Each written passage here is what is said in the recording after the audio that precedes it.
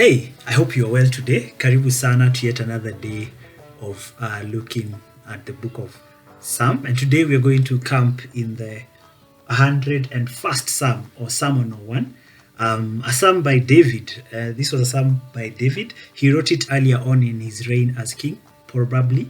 And so it has a lot to say about what was happening then. If you remember the history of Israel from the book of 1 Samuel, you remember that Saul was the first king, then came in David. And by the time Saul was living as king and David was coming in, there's a lot of evil that had happened. And Saul was one who had been jealous towards David, had wanted to kill him, and other things that had happened around that time. And so David steps in as king, and David was one who God had chosen and God had anointed for that season and that time as king. So let's get a glimpse into what David says here and what it means to us today. So first, I want to ask us a question as we start. And this is a question that people ask a lot, especially in the Christian circles. And this is the question: how do I live a life that honors God? How do I live a life that honors God? Basically, if you have this desire or you have asked these questions, you're in the right place. Because every Christian always asks, okay, so what am I meant to do? And there is that tie between, okay, does God allow bad things to happen? Will He take me through good things? Will He force me to do good things, or do I have the choice? But it's usually half or. It's usually we have a role to play and God has a role to play. God has given us His word, He has given us His instructions, and the role we have to play is to obey those instructions and to live by those instructions. But I won't talk about that a lot today. I just want us to dive straight and see what David says. So the first two verses, David introduces us and he speaks about this desire, and this longing he has in his heart. He says this in the first verse: I will sing of your love and justice. To you, Lord, I will sing praise. So he talks about God's love, number one, the love of God, and the justice of God. This justice can be seen as the desire that God has, that everything goes according to His plan, everything goes according to His holiness. And then it says in verse 2, I will be careful to lead a blameless life. And this is David saying, to lead a blameless life. When will you come to me? So David is saying, I have a desire to live a blameless life, basically to live a holy, righteous life.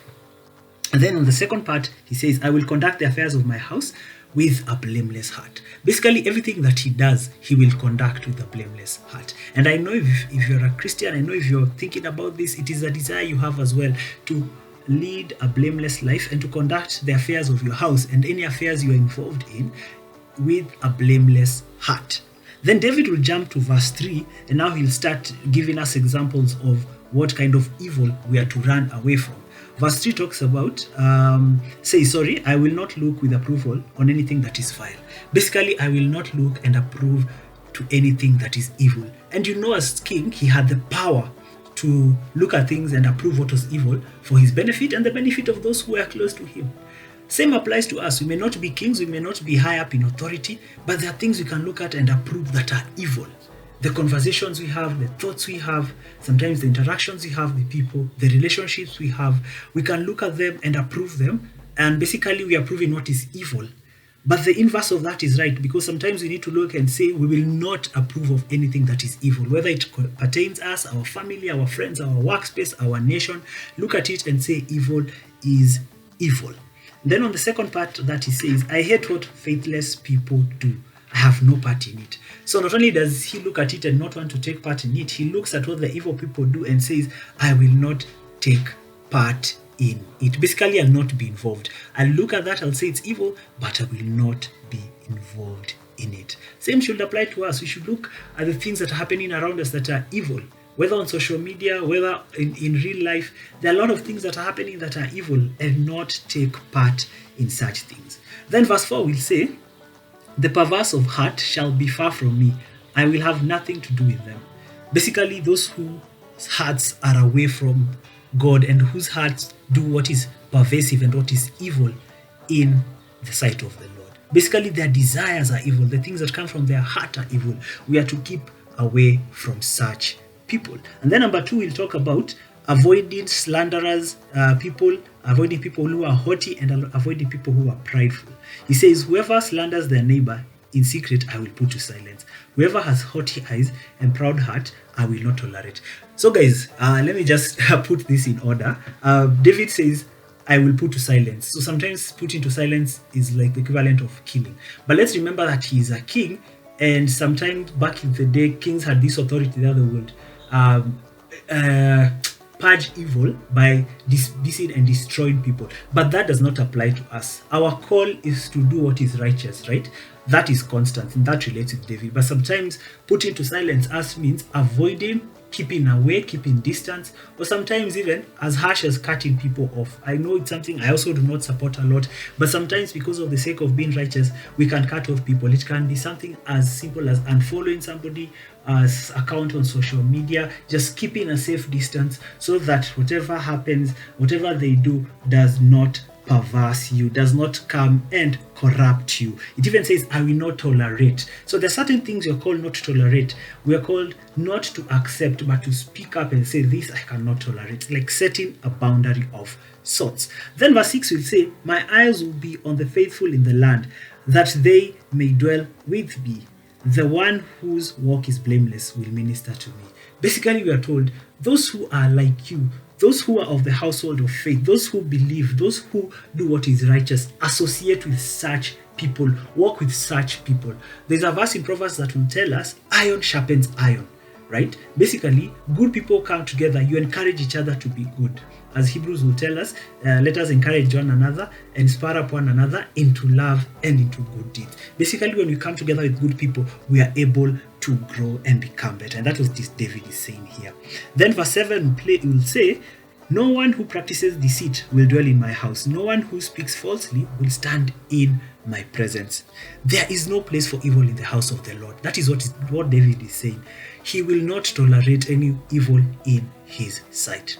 And again, we're not saying this so that you can be harsh towards people. We are saying this so that you can set standards and be like, this is a standard I have set. I am not going to go anywhere below this set standard. Basically, if it means speaking up against what is wrong, you speak up against it. If it means taking action where you can, you take action. If it means sometimes in love, telling somebody and rebuking them, you do that as a way of helping them become better and also guarding your own heart against what is evil. Then lastly, David will say, every morning I will put to silence all the wicked in the land. I will cut off every evildoer from the city of the Lord.